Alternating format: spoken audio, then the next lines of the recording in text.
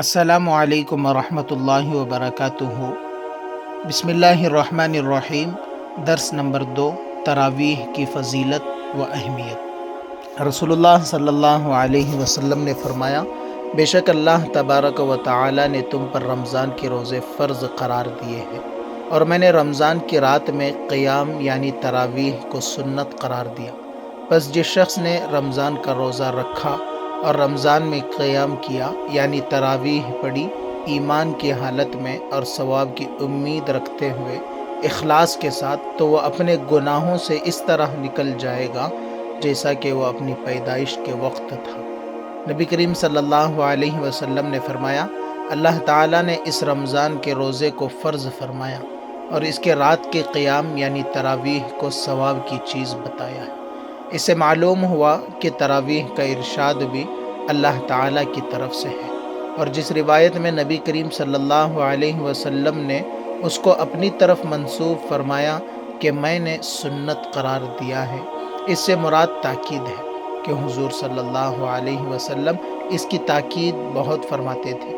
اسی وجہ سے سب ائمہ اس کے سنت ہونے پر متفق ہیں۔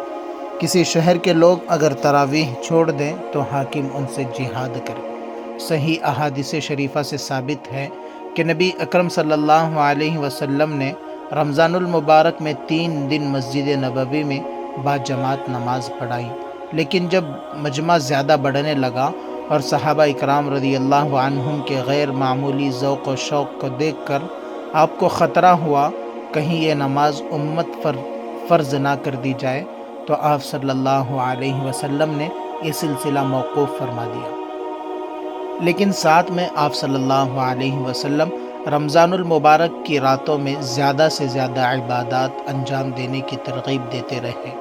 آپ صلی اللہ علیہ وسلم نے ارشاد فرمایا کہ جو شخص رمضان المبارک کی راتوں کو ایمان اور اخلاص کے ساتھ عبادت میں گزارے گا، اس کے سب پچھلے گناہ معاف کر دیے جائیں گے۔ رسول اللہ صلی اللہ علیہ وسلم نے ارشاد فرمایا کہ روزہ اور قرآن دونوں بندے کی سفارش کریں گے۔ روزہ عرض کرے گا کہ اے میرے رب، میں نے اس بندے کو دن میں کھانے پینے اور نفس کی خواہش پوری کرنے سے روکے رکھا تھا، آج میری سفارش اس کے حق میں قبول فرما اور اس کے ساتھ بخشش اور عنایت کا معاملہ فرما۔ اور قرآن کہے گا، اے میرے رب، میں نے اس بندے کو رات کو سونے اور آرام کرنے سے روکے رکھا تھا، آج میری سفارش اس کے حق میں قبول فرما اور اس کے ساتھ رحمت و مغفرت کا معاملہ فرما۔ چنانچہ روزہ و قرآن دونوں کی سفارش اس بندے کے حق میں قبول فرمائی جائے گی اور اس کے لیے جنت اور مغفرت کا فیصلہ فرما دیا جائے گا۔ حضرت ثوبان رضی اللہ عنہ اللہ کی روایت ہے کہ آپ صلی اللہ علیہ وسلم جب نماز سے فارغ ہوتے تو 3 مرتبہ پڑھتے، اللہم انت السلام ومنک السلام تبارکت یا ذی الجلال والاکرام پڑھتے۔ ولید راوی نے حضرت اوزاعی رحمہ اللہ سے پوچھا کہ کون سا استغفار انہوں نے کہا، استغفر اللہ استغفر اللہ استغفر اللہ۔ احکام و مسائل۔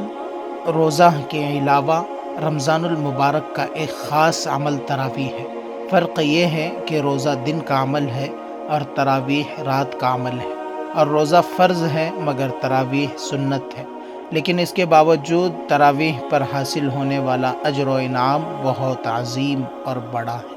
اور تراویح پورے رمضان کی سنت ہے، اور یہ مرد عورت سب کے حق میں سنت ہے، جس کا ثواب احادیث اور رسول اللہ صلی اللہ علیہ وسلم کے عمل کے علاوہ خلفائے راشدین اور صحابہ اکرام رضی اللہ عنہم کے عمل سے بھی ہے، اور صحابہ اکرام رضی اللہ عنہم کے دور سے لے کر آج تک مسلمانوں کا مسلسل اس پر عمل چلا آ رہا ہے۔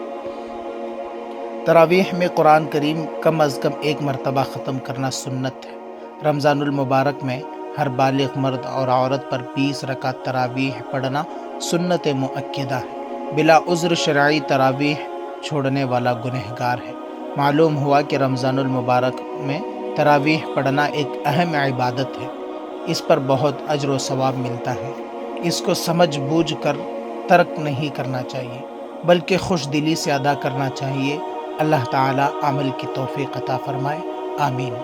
30 روزہ درس رمضان کے لیے ہمارے اس چینل کو ضرور سبسکرائب کیجیے اور بیل آئیکن کو ضرور دبائیے اور اس ویڈیو کو لائک اور تمام مسلمانوں تک ضرور شیئر کیجیے۔ جزاکم اللہ۔